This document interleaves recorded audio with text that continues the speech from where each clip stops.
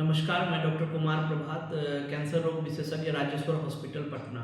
आज हम लोग बात करेंगे कैंसर से संबंधित समस्याओं के बारे में। भारत में हर साल करीब 15 लाख नए कैंसर के मरीज डिटेक्ट होते हैं और हर साल करीब 8.5 लाख लोगों की मौत इस बीमारी के कारण हो जाती है और भारत में ये मौत का दूसरा सबसे प्रमुख कारण है।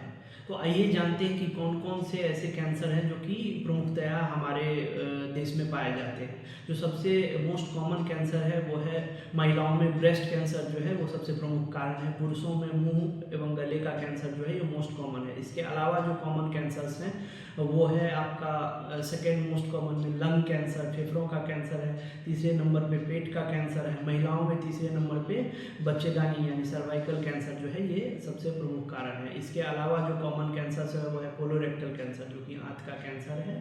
ये जो है कुछ 4-5 प्रमुख कैंसर्स है। और पुरुषों में, वयस्क पुरुषों में जो कि 60 साल से ऊपर हैं उसमें उन लोगों में मोस्ट कॉमनली प्रोस्टेट कैंसर देखा जाता है। आइए अब जानते हैं कि कैंसर के मेन क्या क्या लक्षण होते हैं, किन किन लक्षण को दिखने के बाद आपको सावधान हो जाना चाहिए। तो जो अगर मान लीजिए मुंह में कोई छाला हो जो कि लंबे समय से ठीक नहीं हो रहा हो तो वो एक कैंसर का खतरा हो सकता है। इसके अलावा शरीर के किसी भी हिस्से में दर्द रहित गांठ हो जो कि साइज में बढ़ रहा हो, जिसके आकार में बदलाव हो रहा हो, तो वो एक कैंसर का सिम्टम लक्षण हो सकता है। इसके अलावा अगर मान लीजिए आपको खाने या पानी पीने में कोई समस्या हो रही हो, आपके खांसी में लगातार खून आ रहा हो, लंबे समय से खांसी हो रही हो जो कि दवा लेने के बाद भी ठीक नहीं हो रहा है तो उसमें फेफड़ों के कैंसर होने का खतरा रहता है। इसके अलावा महिलाओं में स्तन में अगर किसी तरह की गठान महसूस हो रही है, स्तन के आकार में कोई बदलाव हो रहा है तो ये स्तन कैंसर का सूचक होता है।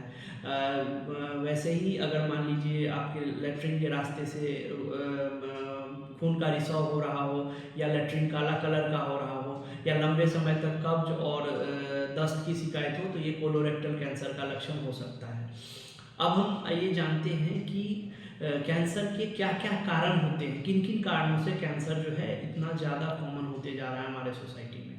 तो जो सबसे प्रमुख कारण है कैंसर का वो है टोबैको एंड अल्कोहल, तंबाकू किसी भी रूप में, जैसे बीड़ी, सिगरेट, खैनी इत्यादि जो है उसके वो जो है कैंसर का एक प्रमुख कारण है। इसके अलावा अत्यधिक शराब का सेवन जो है ये कैंसर का प्रमुख कारण है।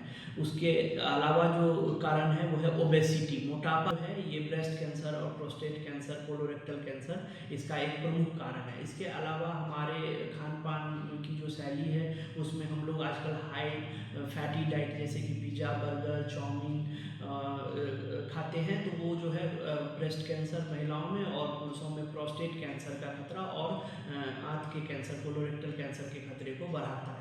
इसके अलावा कुछ जेनेटिक कारण भी होते हैं, आनुवंशिक कारण होते हैं जो कि हमारे गुणसूत्र डीएनए में म्यूटेशन के कारण कैंसर होते हैं।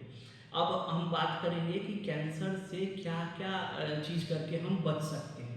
तो कैंसर से बचने का जो सबसे प्रमुख चीज़ है वो है हमारे जीवन शैली में बदलाव। अगर हमारे हम लोगों को कोई एडिक्शन है, हम लोग टोबैको या अल्कोहल के कंजम्पशन को कर सकें तो कैंसर के खतरे को कम कर सकते हैं। इसके अलावा आप हेल्दी डाइट लीजिए, जो ऐसा डाइट जो कि फाइबर रिच हो, जैसे कि ग्रीन लीफी वेजिटेबल, हरी साग सब्जियाँ, फल, दूध इत्यादि का सेवन कीजिए। इससे आपका कैंसर होने का खतरा कम हो जाता है। और वैसे खान पान जिनको कि हमें अवॉइड करना चाहिए उसमें जैसे आपका फैटी रिच डाइट, जो वसायुक्त पदार्थ होता है उससे कोलोरेक्टल कैंसर और ब्रेस्ट कैंसर होने का खतरा ज़्यादा रहता है तो उससे हमें बचना चाहिए। इसके अलावा जो कैंसर से बचाव के हैं कि आप रेगुलर डेली बेसिस पे एक्सरसाइज करें, आइडियल वेट मेंटेन करें तो कैंसर से के खतरे से बचा जा सकता है। उसी तरह से महिलाओं में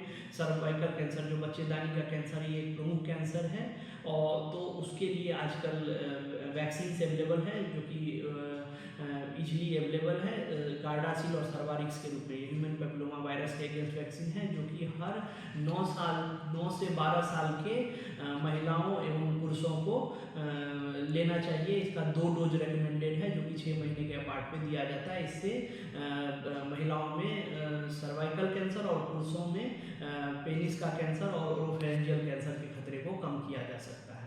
आशा है कि आपको ये कैंसर से संबंधित जानकारी पसंद आई होगी। अगर किसी तरह का कोई भी कैंसर से संबंधित सुझाव हो तो आप हमारे अस्पताल राजेश्वर हॉस्पिटल गढ़वाल में आके परामर्श ले सकते हैं।